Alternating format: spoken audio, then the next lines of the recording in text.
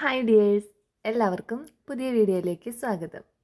പിന്നെ രാവിലെ തന്നെ ബ്രേക്ക്ഫാസ്റ്റിന് അപ്പവും പയറും ഉണ്ടാക്കാൻ വേണ്ടിയിട്ടാട്ടോ. അപ്പോൾ പയറൊക്കെ റെഡിയാക്കി വെച്ചിട്ടുണ്ട്. അപ്പം ചുടാൻ പോകണുള്ളൂ കേട്ടോ. അപ്പോൾ ആദ്യം അതങ്ങോട്ട് പയർ മാറ്റി വെച്ച് കഴിഞ്ഞാൽ പിന്നെ അപ്പം ചുട്ടുകൊണ്ടിരുന്നാൽ മതിയല്ലോ എന്ന് വിചാരിച്ചാണ്. അപ്പോൾ എവിടെയാണെങ്കിൽ ഇപ്പോൾ 7 മണിയാകുമ്പോഴത്തേനും ചോറും കറിയും ഒക്കെ റെഡി ആവണം കേട്ടോ. കൊണ്ടുപോകാനുണ്ട് മക്കൾക്ക്.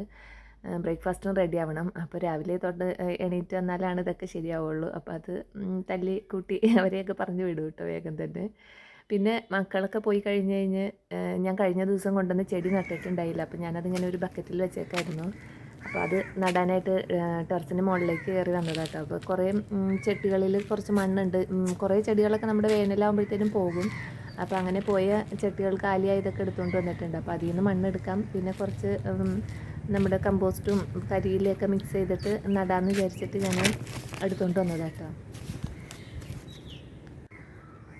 അപ്പോൾ ഈ ടെറസിന് മുകളിൽ അടിച്ച് വാരിയിട്ട് നമുക്ക് പായലൊക്കെ കിട്ടും, കറുത്ത പായൽ. അത് നല്ല ഒരു വളം തന്നെയാണ്. അപ്പോൾ അത് ഞാനിങ്ങനെ അടിച്ച് വാരണ കരിയിലയും പായലും എല്ലാം കൂടിയിട്ട് ഒരു ചാക്കിലാക്കി അതും വെച്ചിട്ടുണ്ട് കേട്ടോ. അപ്പോൾ അതും ഇരുന്ന് നമുക്കത് കുതിർന്ന് കഴിഞ്ഞിട്ട് പൊടി പോലെ ആയി കഴിഞ്ഞിട്ടും വേണമെങ്കിൽ എടുക്കാം.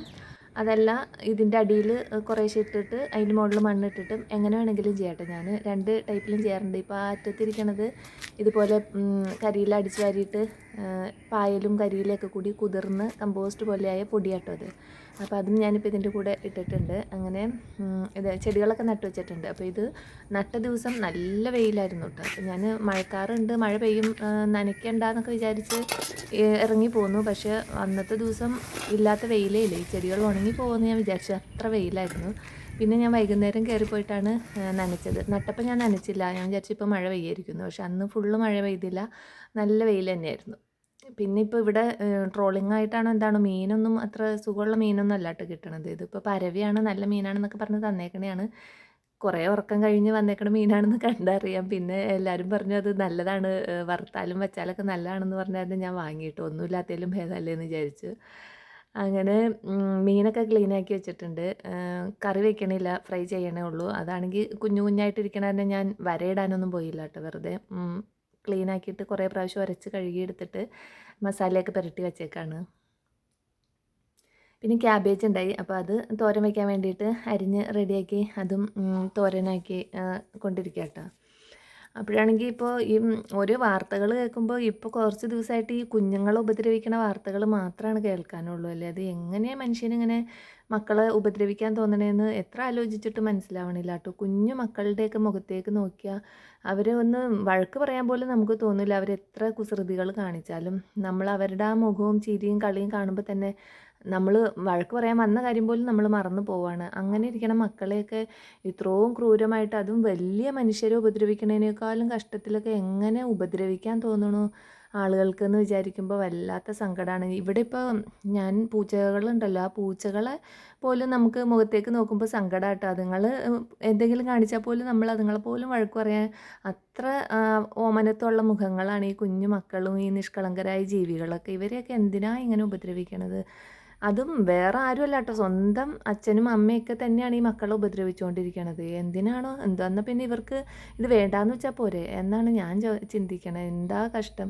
ഇന്നിപ്പോൾ വാർത്തയിൽ കേട്ടു, കൊച്ചിയിൽ അംഗൻവാടിയിൽ പോയ ഒരു കുട്ടീനെ അത് പുറമേ നിന്ന് ആരോ വന്നിട്ടാണ് ക്രൂരമായിട്ട് പീഡിപ്പിച്ചു എന്ന് കേട്ടത്. കഴിഞ്ഞ ദിവസം കേട്ടു, ഇവിടെ അടുത്ത സ്ഥലമാണ് നെല്ലിക്കുഴി എന്ന് പറയണത്. അവിടെ സ്വന്തം പിതാവ് ആ കുഞ്ഞിനെ ഇനി ചെയ്യാൻ ബാക്കി അക്രമങ്ങളൊന്നുമില്ല എന്നാണ് കേട്ടത്. അത്രമാത്രം. അത് കൊച്ചു ജീവനോടെ ഉണ്ടോയെന്ന് പോലും അറിയില്ല, അത് ഹോസ്പിറ്റലിലാണ്.